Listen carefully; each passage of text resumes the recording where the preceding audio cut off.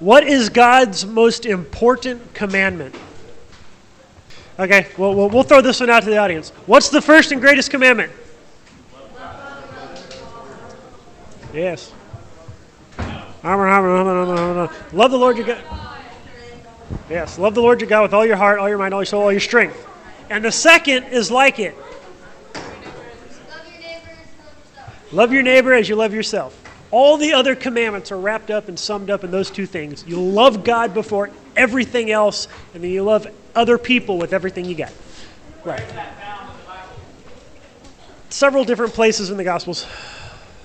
Nothing's popping to mind right at the moment. Yeah. All right, just to add to that, that was the two commandments that Jesus gave us as his children.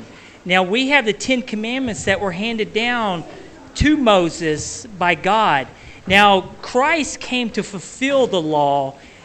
Christ came to fulfill those commandments. But so now that since we're living under grace, we use those 10 commandments as a guideline to our ways of living.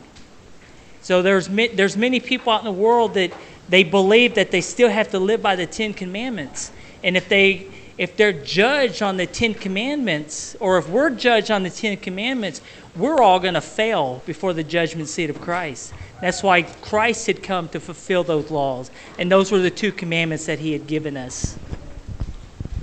And just to specifically speak to where it's found, I know if you look in 1 John chapter 3, around verse 11, it talks specifically how you should love one another. So I know it's found like in Matthew 20 something or the other. So 22:37. There you go. Matthew chapter 22, verse 37. Thank you, ma'am. Okay.